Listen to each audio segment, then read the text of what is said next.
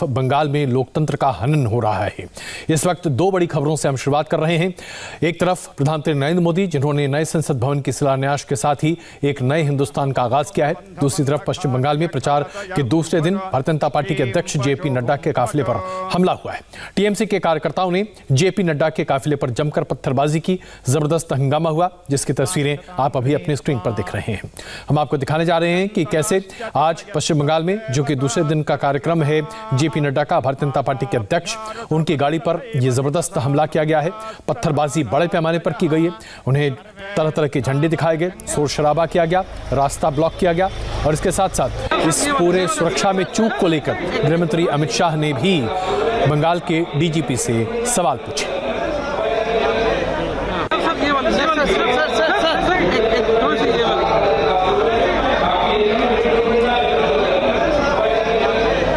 आप देख रहे हैं कैलाश विजयवर्गीय, जिनके हाथ में शीशा चुभा था और वो अभी आप अपने स्क्रीन पर देखिए। ये देखिए कैलाश विजयवर्गीय के हाथ में शीशा जो गाड़ी का है वो निकलकर उसका एक हिस्सा उनके हाथ में चुभा था।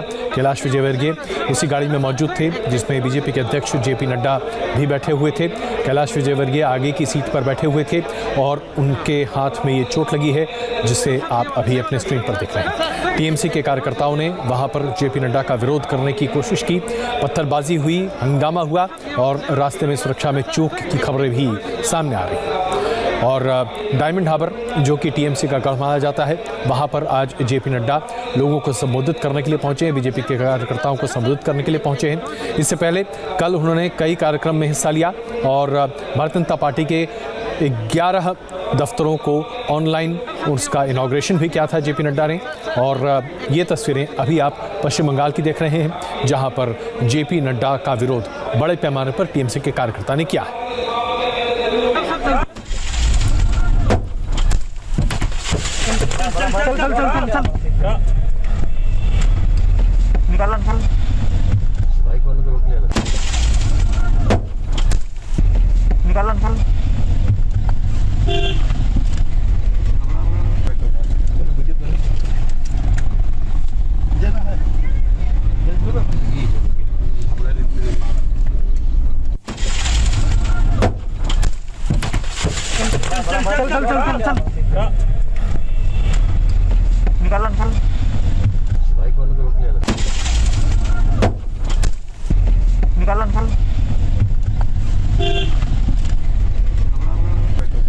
ये तस्वीरें आप देखिए उस गाड़ी की हैं जिस गाड़ी में जेपी नड्डा और कैलाश विजयवर्गीय चल रहे थे और इस गाड़ी पर पत्थरों से ज़बरदस्त हमला किया गया, शीशे के परखच्चे उड़ गए और साथ ही साथ पत्थर की तस्वीर भी अभी आप अपने स्क्रीन पर देख रहे हैं। ये देखिए, इस तरह का विरोध क्या वाकई में हिंदुस्तान में किसी भी तरीके से सही ठहराया जा सकता है? और ये कैलाश विजयवर्गीय की गाड़ी है जिस पर यह हमला हुआ, जिसमें आप तस्वीर देखिए कैलाश विजयवर्गीय मौजूद हैं। जेपी नड्डा का ये काफिला था जिसमें वो जा रहे थे, बीजेपी के अध्यक्ष, और उनके काफिले पर यह हमला हुआ। शीशा चारों तरफ से टूटा हुआ है उस गाड़ी का जिसमें कैलाश विजयवर्गीय बैठे हुए थे।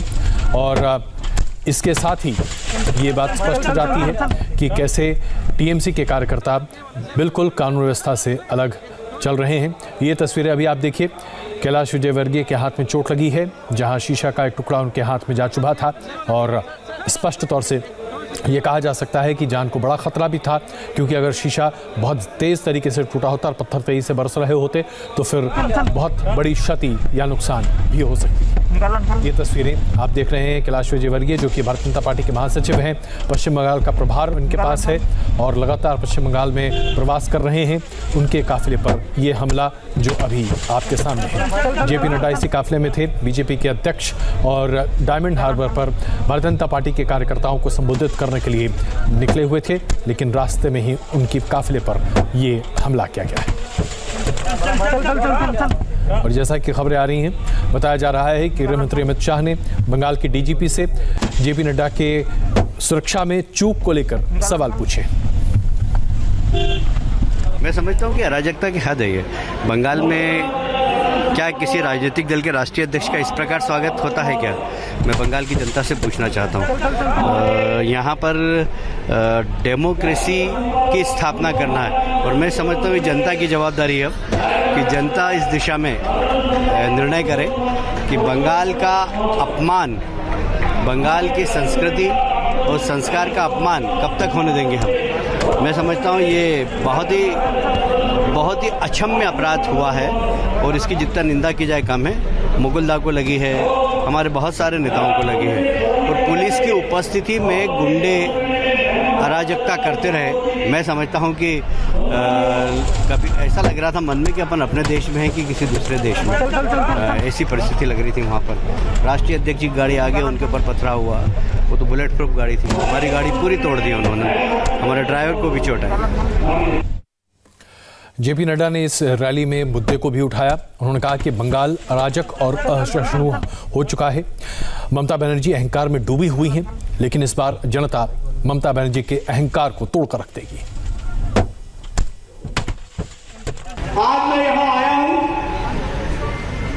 जो आने में मुझे दृश्य देखने को मिला वो इस बात को बताता है कि ममता जी के राज में बंगाल अराजकता का पर्यायवाची बन चुका है, असहिष्णुता का पर्यायवाची बन चुका है। It has become a state of lawlessness and a state of intolerance. आज मैं यहां पहुंचा हूं तो मां दुर्गा की कृपा से पहुंचा। टीएमसी के कार्यकर्ताओं ने और उनके गुंडों ने कोई कसर नहीं छोड़ी थी प्रजातंत्र के गले को दबाने के लिए, उसको समाप्त करने के लिए। लेकिन मैं भी आपको बताना चाहता हूं कि ये गुंडाराज, ये अराजकतावाद, ये ज्यादा दिन नहीं चलने वाला है। ममता जी आपकी सरकार जाने वाली है और कमल खिलने वाला है।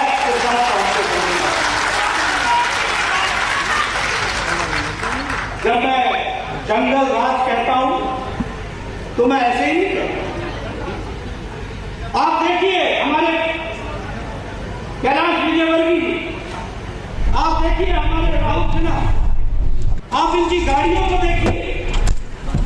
मैं तो आज इसलिए सुरक्षित हूं क्योंकि मेरे पास बुलेट प्रूफ गाड़ी, अन्यथा किसी कोई गाड़ी नहीं छूटी जिस पर अटैक नहीं हुआ है।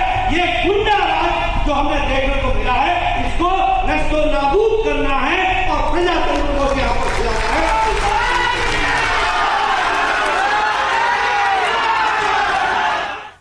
पश्चिम बंगाल में राजनीतिक हिंसा का एक लंबा इतिहास